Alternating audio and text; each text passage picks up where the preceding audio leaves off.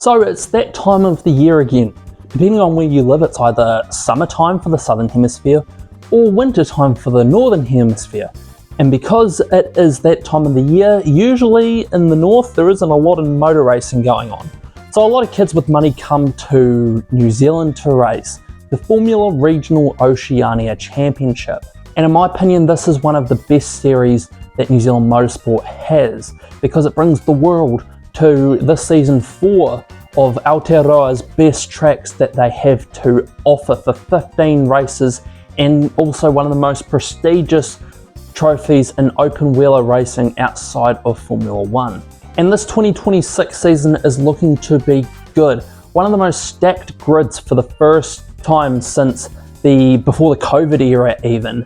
It has so much talent from FIA F3, the American Open Wheeler Series, and even from abroad, including a 2-time world champion on the grid. So this video is going to be your preview of the Castrol Toyota Formula Regional Oceania Trophy, or CTFROT for short, but I'm just going to call it Formula Regional Oceania. So the series is over 4 rounds. For the first 3 rounds, it is 4 races, and the last round, it is 3. Round 1 at Hampton Downs Motorsport Park will be for the Dorothy Smith Memorial Trophy. That is on this weekend from the 9th to the 11th. Round 2 is the next weekend after that at the Taupō Motorsport Park for the Denny Hulme Memorial Trophy. This is another important weekend, considering Denny Hulme is New Zealand's only Formula 1 world champion. Round 3 sees the grid go down to the South Island, to Teretonga Park down in Invercargill for the Spirit of a Nation Trophy.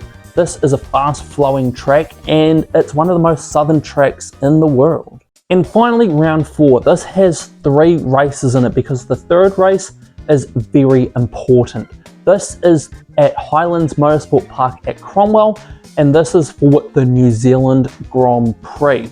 This is one of the most prestigious non-Formula 1 open wheeler races in the world. In fact, it is one of 2 national level Grand Prix outside of Formula 1, the only other one being the mighty Macau Grand Prix, so there's a lot on the line here. And of course, the highest placed driver at the end of the series, which goes over 4 consecutive weekends, so it'll finish just after on February 1st, will win the overall trophy, but the highest overall Australian or New Zealand driver will win the Tasman Cup. Now, this has been a thing for a couple of years now, and it is a good way of getting more of the local drivers to the series. But who are those drivers that will be competing? Well, we've got 19 full-time drivers ready for the series.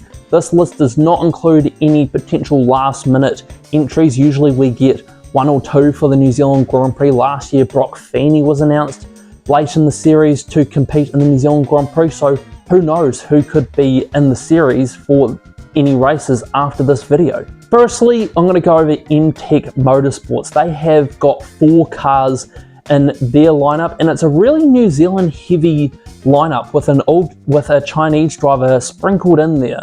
First driver, you've got Zach Schuyler. He actually raced in this series last year and got the runner up behind Arvid Lindblad, who is now in Formula 1. He competed in Euro Cup 3 for the Pilot team, and he didn't do too well compared to other people on the grid that were full-time. His plans aren't yet announced for 2026, but he is looking to go one step further than he did last year in this series. Yuangpu Shi is a Chinese driver, and he's got some quite big credentials behind because he is a Mercedes junior driver. For 2025, he competed in GB3 and didn't do too badly, but Mercedes don't usually pick junior drivers up willy-nilly. Not like Red Bull and Alpine, where they have literally millions of Red Bull and Alpine junior drivers out there. Mercedes only has a hand-picked lot. It's not a lot that get the Mercedes badge on their fire suit, so this could be a bit of a dark horse pick. You've got Louis Sharp. This is a big name coming to the grid. Former GB4 and GB3 champion. Last year he competed in FIA Formula 3 for Rodin. Now we thought Rodin was going to be one of the good teams, but it turns out they weren't really, and Louis did sort of struggle, but he is looking to bounce back in 2026 in FIA F3 and race for Prema, who yes had a bit of a rough first year in the new FIA F3 cars, but I'm sure Prema have the resources and the know-how to bounce back. And finally, Ryan Wood. This is the all-star name on the grid for the Supercars Championship, because he has been competing in that series the last 2 years and will be one of the two main Toyota drivers for the new Toyota Supra. So I can imagine there'll be lots of Toyota marketing around Ryan Wood. He'll be looking to do what Will Brown did last season and possibly win the New Zealand Grand Prix. M2 competition once again has a stacked lineup. First driver that they have is Ugo Ukachukwu.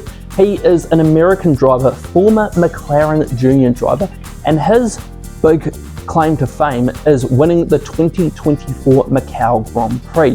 This is a very difficult race to win, and he'll be looking to do the double, winning both non-Formula 1 National Grand Prix. Sebastian Manson is the next driver. He cleaned house a couple of years ago in the South Island Formula Ford Series, and he competed last year in a CTFROT and won a couple of races, and also competed over in America in the USF Pro 2000 Series. Ernesto Rivera could be a bit of a dark horse here.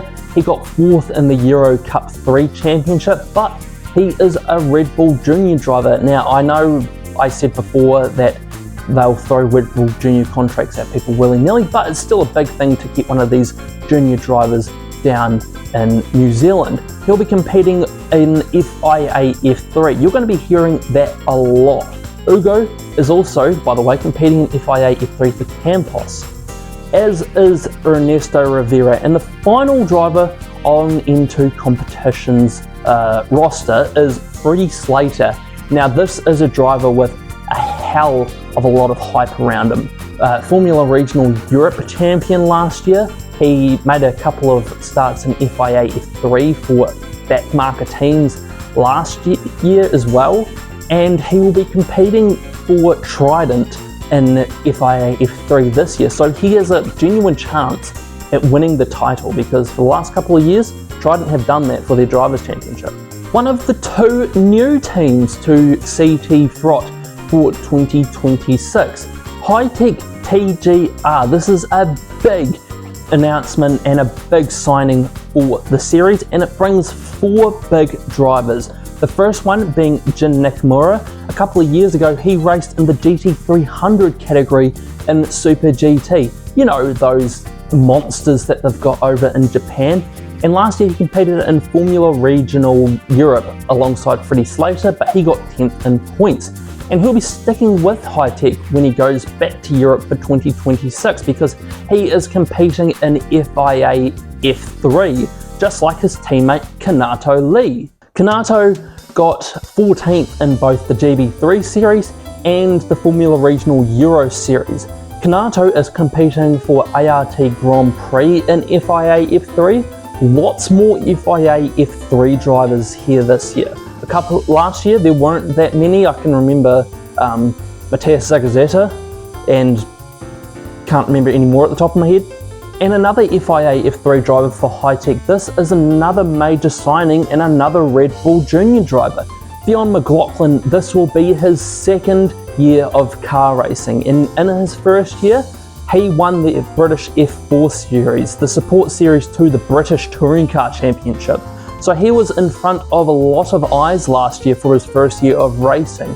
And like I said, he'll be in FIA F3 for 2026. But the biggest name on the grid this year is the number 69 car, Kalle Rovanperä. This is a 2-time World Rally champion. He is making the switch to open wheeler racing for 2026, racing in Super Formula for KCMG, but he is getting his feet wet racing in Formula Regional Oceania first. This is probably one of the biggest names to compete in the series outside of when in 2021, I think it was, a lot of Kiwis came to race in this series. So you had your Shane Van Gisbergens and Matt Paynes running in the series. The other new team is HMD Motorsports with TJ Speed. This is a bit of a collaboration. and it's going to be not as much of a high profile year for them compared to Hi-Tech because of the signings that they have. Their first signing is a very good one, James Wharton, another Prema driver this year for FIA F3. Last year he competed for ART Grand Prix, who didn't really have the best of showings, but James still showed a bit of speed and even got some F2 outings for Trident, so it was good experience for James going into 2026. Ricardo Baptista is a Brazilian driver known as Caddy around the paddock. He raced in the Brazilian F4 Championship last year and made select guest drives in other series in 2026. Plans aren't really that, or 2025, sorry. Plans aren't really that confirmed for 2026 just yet, but I can imagine a tiny step up, maybe doing F4 at somewhere in Europe. And finally, an American driver, Trevor Latourette. He raced in the Skip Barber F4 series, got 4th in the points, even though he missed, well, 4 races, a lot of 4s in that series. And the final 2 teams have 2 drivers each. The first one being Kiwi Motorsport, and they have, I think, another dark horse pick for the series. Yevan David is a Sri Lankan driver that will be racing in FIA F3 in 2026. He got 2nd in the Euro Formula Open Championship, and also racing under Kiwi Motorsport is Cooper Shipman. He is the United States F4 champion and is making the step up to Formula Regional America in 2026, but like all these other drivers, is using the winter time in America to hone his skills in Formula Regional equipment before he goes back home. And the final 2 drivers so far is from Giles Motorsport. Number 50, you've got Jack Taylor, an Australian that's been competing in the GB4 season in 2025, and he got 10th in points with 2 wins. And the final driver on the grid, number 52, Nolan Alea. And he raced for the last couple of years in Indy NXT and has done okay in that series. I assume he'll be going back to that series for a 3rd year. But that is your full series grid for the CTFROT series. If you like this video and you want to see more of my content, give a like and a subscribe. The support is very much appreciated. And I'd like to put one of these 2 videos on the screen right here while you wait for the next video to be released. Don't know when that is, doing 1 video a week, so it'll be sometime next week, and I'll see you in the next video, whatever that may be.